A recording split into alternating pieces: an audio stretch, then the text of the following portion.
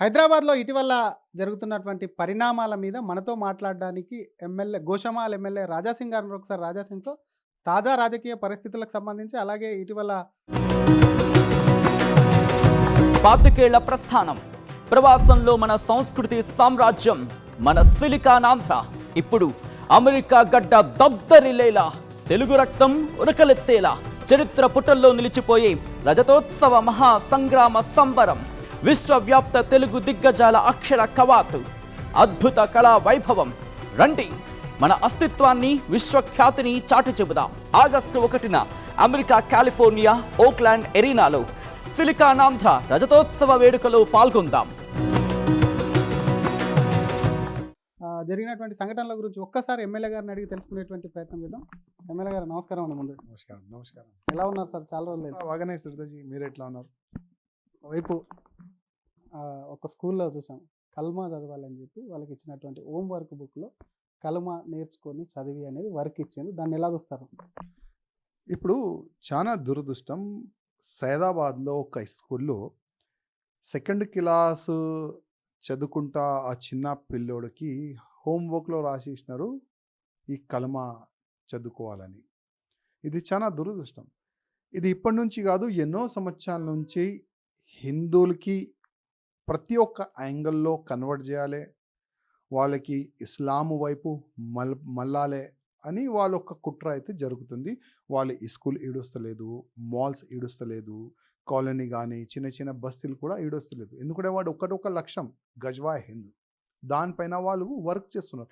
ఇవాళ నేను అసదుద్దీన్ ఓవైసీకి అడుగుతున్నా, నీ పార్లమెంట్ క్షేత్రం ప్రతి ఒక్క సబ్జెక్ట్లోనూ మాట్లాడుతున్నావు. టెర్రరిస్టు ఒకవేళ ముస్లిం వ్యక్తి అరెస్ట్ అయితే కూడా ఆయన టెర్రరిస్ట్ కాదని కూడా నువ్వు మాట్లాడతావు. కానీ నీ పార్లమెంట్ క్షేత్రంలో ఎంత పెద్ద యాక్సిడెంట్ జరిగింది, ఒక స్కూల్లోనే ఒక హిందూ అబ్బాయికి కల్మా చదువుకోవాలని ఒక చిన్న సెకండ్ క్లాస్ పిల్లోడి పైన ప్రెషర్ వేసినారు. దానిపైన నువ్వు ఎందుకు మాట్లాడతలేవు? అదేవిధంగా కంప్లైంట్ ఇవ్వడానికి పోతే అక్కడ మా కార్యకర్తల్ని అరెస్ట్ చేస్తున్నారు, అరెస్ట్ చేసి తీసుకొని. అదేవిధంగా ఆ పేరెంట్స్, ఆ చిన్న అబ్బాయి పేరెంట్స్కి మరియు ఆ స్కూల్ వాళ్ళు పిలిపించి కాంప్రమైజ్ లెటర్ రాపించుకుంటున్నారు. ఎంత దౌర్జన్యం చెప్పండి. అదే ఒకవేళ ఏదో ఒక హిందూ స్కూల్లో ఒక ముస్లిమ్స్ అబ్బాయి ఉంటే నువ్వు జై శ్రీరామ్ చెప్పు, లేకపోతే రామాయణ్ ఒక 2 శ్లోగం చెప్పంటే ఇప్పటివరకు ఆ స్కూల్ సీజ్ అయ్యేది. ఆ మాస్టర్ కానీ హెడ్ మాస్టర్ కానీ మొత్తం స్టాఫ్ని అరెస్ట్ చేసేది. కానీ ఇప్పుడు అంటే హిందువులకి ఒక్క న్యాయం, ముస్లిం వాళ్ళకి ఒక్క న్యాయం తెలంగాణలో నడుస్తుంది. కానీ స్కూల్ యాజమాన్యం చెప్తుంది, ఆ టీచర్ను అనుకోకుండా ఎంట్రీ చేసింది, ఆ మతానికి సంబంధించిన వాళ్ళకు రాయాల్సింది పోయి ఇక్కడ రాసింది, టీచర్ను సస్పెండ్ చేశాం, ఏదైతే దాన్ని వర్క్ ఇచ్చింది ఆ టీచర్ని సస్పెండ్ చేశామని చెప్తుంది. ఇప్పుడు ఆ స్కూల్ని సేవ్ చేయాలంటే ఆ టీచర్ని ఎట్లయినా సస్పెండ్ చేయాలి. ఎందుకంటే ఆ స్కూల్లో దాదాపు చాలా వరకు హిందువులు ఫ్యామిలీ వాళ్ళు కూడా, అక్కడ పిల్లలు కూడా చదువుకుంటారు. అందుకోసం ఈ స్కూల్ని సేవ్ చేయడానికి ఎట్లయినా టీచర్ని వాళ్ళు సస్పెండ్ చేయాలి. సస్పెండ్ కాదు, నేను కలెక్టర్ మేడంకి రిక్వెస్ట్ చేస్తున్నా, ముఖ్యమంత్రి రేవంత్ రెడ్డి గారికి రిక్వెస్ట్ చేస్తున్నా, సస్పెండ్ కాదు అరెస్టింగ్ కావాలి. ఒక్క టీచర్ని అరెస్ట్ చేసి జైలుకి పంపిస్తే ఇంకొక స్కూల్లో ఇట్లాంటి పనులు జరగదు. ఎందుకంటే ఇవాళ స్కూల్ అంటేనే ఒక విద్యా మందిరం అంటాం. అదే విద్యా మందిరంలో ఇట్లాంటి పాపాలు జరిగితే మళ్ళీ ఆ విద్యా మందిరం ఎక్కడుంటుంది? అందుకోసం ఇట్లాంటి టీచర్ని అరెస్ట్ చేసి జైలుకి పంపిస్తే ఇంకొక వ్యక్తి కూడా ఇట్లాంటి పని చేయదు. కానీ ఇంకొకటి దీనికి రిలేటెడ్గా, మొన్న ఒక ఆటో మీద తను రిలీజియన్ గురించి రాసుకున్నందుకే పెద్ద రాద్ధాంతం జరిగింది. పోలీస్ స్టేషన్కి వెళ్ళారు, కంప్లైంట్ చేశారు. ఈ కేసులో మాత్రం కంప్లైంట్ చేయడానికి వెళ్తే ఉల్టా అరెస్ట్ చేశారని అన్నారు. ఇదంతా ఎవరు ప్రోద్బలం జరుగుతుంది? ఏముంది? మీకు ఉన్నటువంటి అనుమానాలు ఏంది? ఆటో మీద రాసుకున్న ఆయన మీద కేసులు పెట్టారు, పోలీసులు కూడా బెదిరించారు. దీనికి రిలేటెడ్ మీకు ఏమన్నా కనిపిస్తుందా? ఇప్పుడు ఒక Hindu auto driver auto back side అయినా ఎవరైనా హిందూ ఆయన మతం మార్చుకుంటే అయ్యాన్ని మార్చుటైనా ఒక మంచి రాసి జై శ్రీరామ్ అని రాసిండు, చాలా మంచి రాసిండు ఆయన. ఆ స్లోగన్ని చూసి కొంతమంది ముస్లిం వాళ్ళు ఆ ఆటోని ఆపి ఆటో డ్రైవర్ హిందూని ఆర్గ్యుమెంట్ చేసినారు, కొట్టనికి పోయినారు, తిట్టినారు కూడా. అత్తాపూర్ పోలీస్ స్టేషన్లో పోయి కంప్లైంట్ ఇచ్చినారు. అక్కడ అత్తాపూర్లో ఉన్న సబ్ ఇన్స్పెక్టరు ఆటోడికి ఫోన్ చేసి, నువ్వు ఎవరు, ఎక్కడుంటావు, పిఎస్కి రా. మళ్ళా ఆటో డ్రైవర్ అన్నగా మాట్లాడుతుండు. ఆయన సబ్ ఇన్స్పెక్టర్ ఏమంటుండు, నేను నీ అన్న కాదు, నేను సబ్ ఇన్స్పెక్టర్, పోలీస్ స్టేషన్ రా, ఆ విధంగా బెదిరిస్తుండు. అంటే తెలంగాణలో ఏ రోజు కాంగ్రెస్ గవర్నమెంట్ వచ్చింది ఆ రోజు నుంచే హిందువుల పైన దౌర్జన్యం పెరిగింది. ఇవాళ గుళ్ళు పైన దాడులు జరుగుతున్నాయి, అరెస్టింగ్ షోపడప్గా జరుగుతున్నాయి. ఈ స్కూల్స్లో మతమాడిపిడి అంట నేనైతే, ఈ స్కూల్లో మతమాడిపిడి అట్లాంటి ప్రయత్నం జరుగుతున్నాయి. చాలా వరకు ఆటో బ్యాక్ సైడ్ మా ధర్మం గురించి రాసుకుంటే కూడా దానిపైన బెదిరింపులు, కేసులు, ఫోన్ చేసి వార్నింగ్లు ఆ విధంగా నడుస్తున్నాయి. ఏ రోజు తెలంగాణలో కాంగ్రెస్ గవర్నమెంట్ వచ్చింది ఆ రోజు నుంచి హిందువుల పైన దౌర్జన్యం పెరిగింది. కాంగ్రెస్లో దాడులు జరిగినాయి అంటున్నారు, గతంలో బీఆర్ఎస్లో జరిగినాయి అంటున్నారు. మరి ఇక్కడ దాడులకు ముగింపు పలకాలంటే దానికి ఆన్సర్ ఏంటి, అసలు దానికి ఉన్నటువంటి జవాబు ఏంటి మీ దగ్గర నుంచి? బడాభాయి బీఆర్ఎస్, ఛోటాభాయి కాంగ్రెస్. ఈ బడాభాయి గవర్నమెంట్ ఉండని, ఈ ఛోటాభాయి గవర్నమెంట్ ఉండని, హిందువుల పైన దౌర్జన్యం ఈ విధంగానే ఉంటుంది. ఎందుకంటే బీఆర్ఎస్ గవర్నమెంట్ వస్తే కూడా ఆ సమయంలో కూడా ఇదే ఓవైసీ బ్రదర్స్ ఛాలెంజ్ చేసేది, గవర్నమెంట్ ఎవరిదైనా రాని మా కాలు కాడనే పడి ఉంటారు మీరు. రేవంత్ రెడ్డి కూడా అదే కాలు కాడ పడి ఉన్నాడు. ఏదైనా ముస్లిమోలు చేస్తే నో అరెస్ట్ నో ఎఫ్ఐఆర్, కొద్దిగా హిందువులు ఒక మంచి మెసేజ్ రాస్తే కూడా వాళ్ళపైన దౌర్జన్యం. అందుకోసం ఇప్పుడు తెలంగాణ ప్రజలు కూడా ఇది గమనిస్తున్నారు. తెలంగాణ ప్రజలు కాషాయ గవర్నమెంట్ వస్తే బాగుంటుంది ఒక మంచి ఆలోచనలో ఉన్నారు. కానీ దురదృష్టం ఏంది, మా వాళ్ళే మా గవర్నమెంట్ రావద్దు అని ఒక సంకల్పం తీసుకొని కూర్చున్నారు. కొంతమంది జరిగితే 100% తెలంగాణలో కాషాయ గవర్నమెంట్ వస్తుంది, అప్పుడు హిందూ రాజ్యం వస్తుంది, అప్పుడే హిందువులకి తెలంగాణలో ఒక ప్రొటెక్షన్ ఉంటుంది. ఎవరు కొంతమంది, ఎందుకంటే పార్టీ అధికారంలోకి నెక్స్ట్ వస్తుంది కంపల్సరీ అని చెప్పి మొన్న మీ బీజేపీ జాతీయ అధ్యక్షుడు సైతం వచ్చి 3 రోజుల పాటు ఉన్నారు. అప్పుడు కూడా కొంత రాజాసింగ్ వస్తాడు కలుస్తాడన్నారు. కానీ ఇక్కడనేమో మీరు కొంతమంది ఎవరు, ఎందుకు వాళ్ళని పక్కన పెట్టాలి? ఇప్పుడు పేరు అయితే నేను చెప్పలేను, ఎందుకంటే ఇది మా పార్టీ. నేను ఎక్కడైనా ఉండని, పార్టీ లోపల ఉండని బయట ఉండని. నేను గతంలో కూడా చెప్పిన, సచ్చే వరకు మోదీ గారు, అమిత్ షా గారు, యోగి గారు చేసిన మంచి పనులకే నేను ప్రచారకులుగా నేను పనిచేస్తా. ఇప్పుడు కూడా అదే చేస్తున్నా. దాదాపు 1 సంవత్సరం అయింది నేను పార్టీ నుంచి బయటకు వచ్చి. నా రిక్వెస్ట్ ఏముండే, నా కాన్స్టిట్యున్సీలో మీ రాజ్యం వద్దు, కార్యకర్త రాజ్యం ఉండాలి నా కాన్స్టిట్యున్సీలో. నా కాన్స్టిట్యున్సీలో ఎమ్మెల్యేగా నేను అయి కార్పొరేటర్గా నేను పనిచేయను. చెత్త కుండి డ్రైనేజ్ క్లీన్ చేసే ఎమ్మెల్యే బాధ్యత కాదు, కార్పొరేటర్ బాధ్యత. కానీ నా కాన్స్టిట్యున్సీలో మీ అధికారం కాదు, మీ వ్యక్తులు కాదు, మా పార్టీ కార్యకర్తల అధికారం, మా పార్టీ రాజ్యం నా కాన్స్టిట్యూషన్ ఉండాలి. అది ఇస్తారా లేదా అడిగితే నో సమాధానం. 1 సంవత్సరం అయింది. ఇప్పుడు నా కాన్స్టిట్యున్సీలోనే మీ రాజ్యం అంటే ఎప్పుడు కూడా నేను ఆ పార్టీలో రానికి ఇంకా నేను ఆలోచన చేయలేను. చాలా వరకు మీడియాలో వచ్చింది. ఇప్పుడు నితిన్ నవీన్ గారు మన తెలంగాణలో వస్తే రాజసింగ్ గారు కలుస్తారు. ఓకే, ఒకవేళ పిలుపు వస్తే ప్రయత్నాలు చేసిండ్రా, కనీసం ట్రై చేసిండ్రా? నా లైఫ్లో ఇప్పుడు కూడా నేను ప్రయత్నం చెయ్యను. ఎందుకంటే నేను తప్పు లేను. నేను ఎప్పుడు కూడా నా పార్టీ బాగుండాలి, నా కార్యకర్తలు బాగుండాలి, భారతీయ జనతా పార్టీలో ఉన్న సీనియర్లు బాగుండాలి, భారతీయ జనతా పార్టీ పైన విశ్వాసం పెట్టుకొని బయట పార్టీ నుంచి వచ్చే వాళ్ళకి న్యాయం దొరకాలి. అదే నా లక్ష్యం ఉంటుంది, అదే నా సమాధానం ఉంటుంది. ప్రతిసారి ఇదే నేను ఫోకసింగ్ చేసుకొని వచ్చినాను. కానీ కొంతమంది, పేరు చెప్పాను, కొంతమంది బ్యాక్ డోర్ నుంచి ఏ గవర్నమెంట్ వస్తే వాళ్ళతో చేయి కలుపుకుతారు కదా, వాళ్ళ వల్లనే మా పార్టీ నష్టం. ఇంకా అట్లనే కలిపి నడుస్తున్నారా ముందుకు? పక్కా ఇప్పుడు కూడా నడుస్తుంది, ఇంకా ముందు కూడా నడుస్తుంది. మీరు చూసుకోండి, ఇప్పుడు మున్సిపల్ ఎలక్షన్ వస్తుంది. మున్సిపల్ కార్పొరేషన్ ఎలక్షన్లో ఎన్ని సీటు మన బీజేపీ గెలుస్తుంది ఎవరైనా చెప్పండి.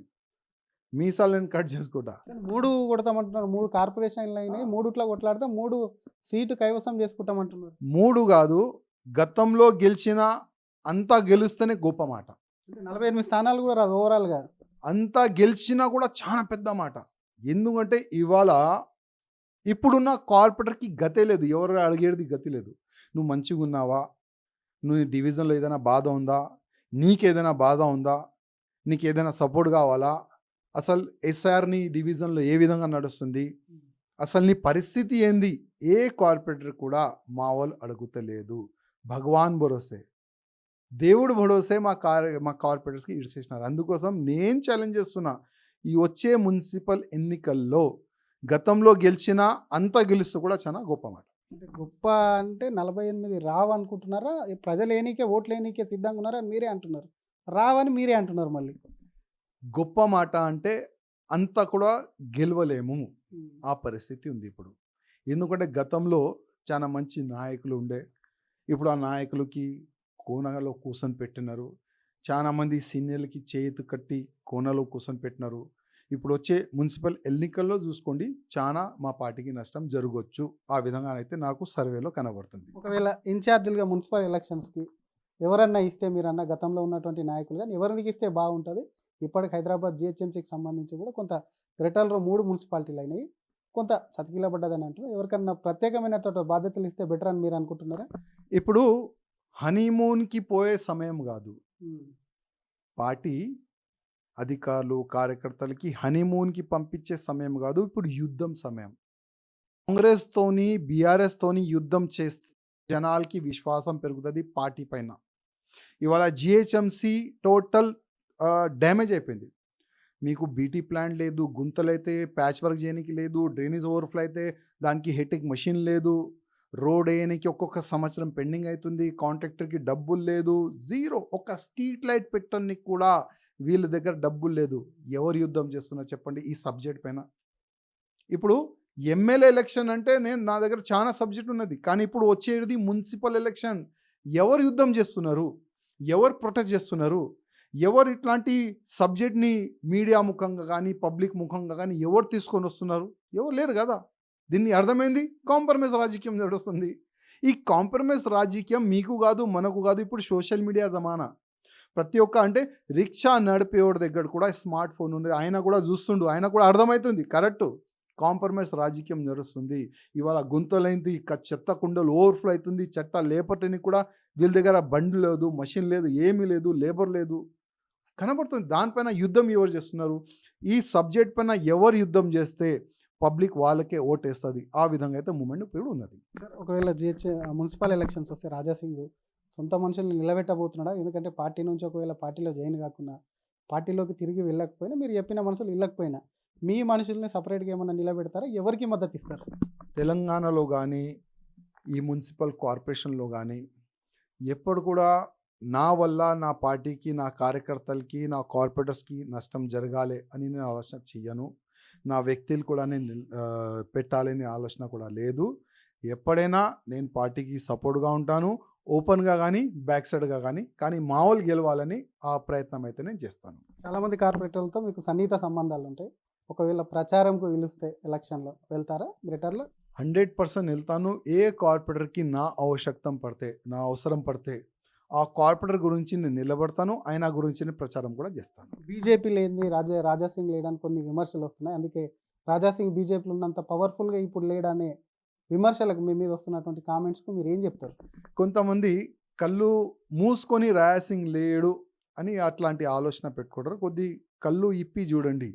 ఈ తెలంగాణ కాదు, 8 రాష్ట్రాల్లో రాజాసింగ్ ఏంది అని మీకు కనబడుతుంది. జస్ట్ మీరు కళ్ళు మూసుకొని ఆలోచన చేస్తే అది మీకే నష్టం. మీ ఆలోచన చాలా తక్కువ అనుకుంటున్నాను. ఒకసారి మా చిన్న ప్రోగ్రామ్స్ కూడా వేల మంది యువకులు వస్తారు. చిన్న చిన్న ఊర్లో పోతే కూడా వేల మంది ధర్మ సేవకులు, ధర్మ రక్షకులు రాయసింగ్ మా అన్న అని నిలబడతారు. ఒకసారి కళ్ళు తెరిచి చూడండి. నేను బీజేపీకి పెద్ద అయిపోయినా నేను ఎప్పుడు కూడా చెప్పను. నేను ఒక సాధారణమైన బీజేపీ కార్యకర్త ఉన్నాను. లైఫ్ టైం ఇట్లనే ఉంటాను. సాధారణ కార్యకర్తగా ఉంటారా? మొన్ననే ఎంపీగా ట్రై చేసిండ్రు అది అని వార్తలొచ్చింది. ఇక్కడ రాజకీయాలు ఇదే విధంగా ఉంటే రాజాసింగ్ మనసులో మాట ఏముంది? ఎక్కడ వేరే స్టేట్ నుంచి ఎంపీకి వెళ్తారు అది ఇది అంటారు. అలాంటి ఆలోచన ఏమన్నా ఉందా? ఇక్కడ నుంచే చూడొచ్చా?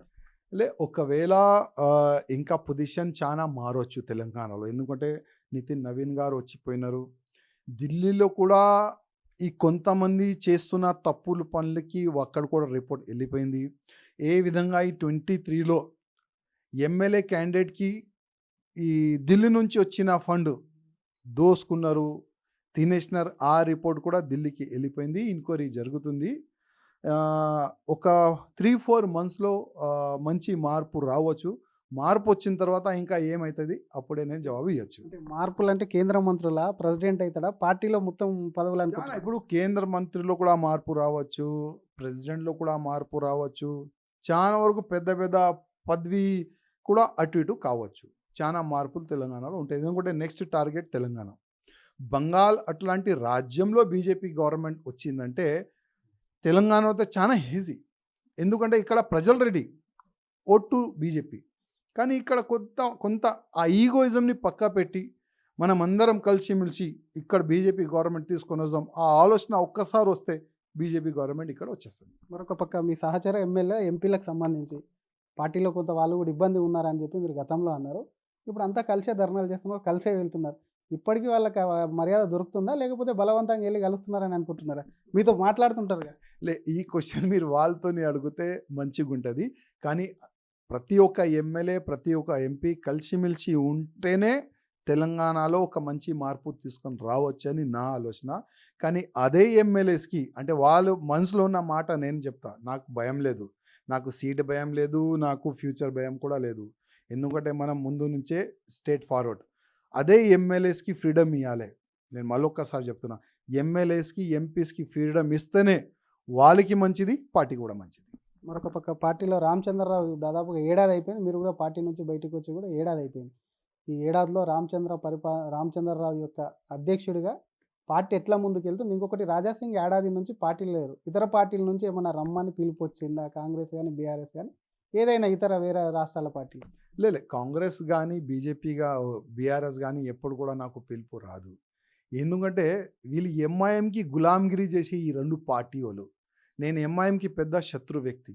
ఒకవేళ మా గవర్నమెంట్ బీజేపీలో ఇక్కడ వస్తే, నేను బీజేపీలో ఉంటే ఫస్ట్ నేను పని చేసేది ఎంఐఎం వాళ్ళకి. ఫస్ట్ వీళ్ళకి ఇద్దరు అన్న తమ్ముళ్ళకి పాకిస్తాన్ అంటే చాలా ఇష్టం, అక్కడనే వాళ్ళకి పంపిస్తా. ఫస్ట్ టార్గెటే నాది వీళ్ళే ఉంటుంది. ఎందుకంటే ఇవాళ వీళ్ళ వల్లనే ఇవాళ ఇక్కడ చాలా ఇబ్బందులు ఉన్నాయి. అందుకోసం ఫస్ట్ టార్గెటే వీళ్ళు ఉంటారు, మిగతా చూద్దాం. ఎస్ఐఆర్కు సంబంధించి కొంత ఎంఐఎం ప్రాబల్యం ఉంది. ఎంఐఎం చాలా చోట్ల కూడా వాళ్ళ ఓట్లను కూడా ఎక్కడ తొలగించే విధంగా కూడా కానివ్వట్లేదు. అధికారులను బెదిరిస్తుంది. బిఎల్ఓ వాళ్ళ నుంచి బలవంతంగా ఫాములు తీసుకొని కూడా ఫిలప్ చేస్తున్నారని వస్తుంది. అటువంటిది ఏమన్నా మీ దృష్టికి వచ్చిందా? ఇందాక పార్టీ దాని మీద, ఎస్ఐఆర్ మీద దృష్టి లేదు, చాలా చోట్ల ఇబ్బందులు గురవుతాయి, అట్లాంటివి ఏమన్నా వచ్చినాయా? చాలా వరకు ఓల్డ్ సిటీలో ఇదే అసదుద్దీన్ ఓవైసీ మళ్ళా మరియు ఆయన ఎమ్మెల్యేస్ కానీ కార్పొరేటర్ కానీ బోకసింగ్ ఒకటి, అంటే ఒక్క వ్యక్తి పేరు పైన 20 ఓట్లు 30 ఓట్లు ఒక్కొక్క వ్యక్తి పైన గతంలో వాళ్ళు తయారు చేసి ఇప్పటివరకు గెలుస్తున్నారు వాళ్ళు. ఇప్పుడు ఎస్ఐఆర్ వల్ల ఎక్కువ భయం ఎవరికి అంటే అసదుద్దీన్ ఓవైసీకి ఎక్కువ భయం. ఎందుకంటే దాదాపు 3 to 4 lakhs మీరు చూస్తారు. ఈ ఎస్ఐఆర్ ఒకవేళ కంప్లీట్ అయిపోతే వాళ్ళ ఓట్లు ఎగిరిపోతుంది, అదే వాళ్ళకి భయం. అందుకోసం బిఓలోస్ పైన దౌర్జన్యం చేస్తున్నారు, వాళ్ళు ఫామ్ గుంజుకొని మరియు నింపనికి ప్రయత్నం చేస్తున్నారు. కానీ ఎంత చేయని ఈ ఎస్ఐఆర్ అయినా చాలా మంచి సబ్జెక్ట్, చాలా మంచి ఒక ప్లానింగ్. ఇది ఒక్క ఓటే ఉంటుంది, 2 ఓట్ 100% ఎగిరిపోతుంది. దీనివల్ల ఎక్కువ నష్టం మాకు జరుగుతుంది ఎంఐఎం వాళ్ళకి. అదే భయంతో వాళ్ళు బిఓలోస్ పైన వాళ్ళ పైన అటాక్ చేస్తున్నారు. అందుకోసం మీరు ప్రతి ఒక్క స్టేట్మెంట్ చూడండి అసదుద్దీన్ ఓవైసీది. భయపడుతున్నాను, అందరికీ రిక్వెస్ట్ చేస్తుండు, ఎస్ఆర్కి చాలా డేంజర్ ఇది, అమిత్ షా చాలా పెద్ద ప్లాన్ చేసిండు, దీనికి ప్రతి ఒక్క వ్యక్తి మీ ఓటు హక్కుని మీరు కావాలంటే ఎస్ఆర్ బిఓఎస్ వాళ్ళందరూ వస్తారు, దానికి కరెక్ట్ డాటా ఇవ్వండి అని మరీ ఆయన సోషల్ మీడియాలో ఆయన అనౌన్స్మెంట్ చేస్తుండే. ఆయన ఇంకొకటి సార్, ఇంతకుముందు కమలం కనిపిస్తుండే మాకు వెనకాల, మోడీ, అమిత్ షా, యోగి లాంటి వాళ్ళు కనిపిస్తుంది, ఇటువైపు రాజసింగ్ గారు ఉన్నట్టున్నారు, ఇలాంటి అందరూ. ఎందుకు కమలం పువ్వు మనసుల నుంచి, అది అంటే బోర్డు మీద నుంచి పోయిందా, మనసుల నుంచి పోయిందా? కమలం చాలా చిన్నది, హిందూ రాష్ట్రం చాలా పెద్దది.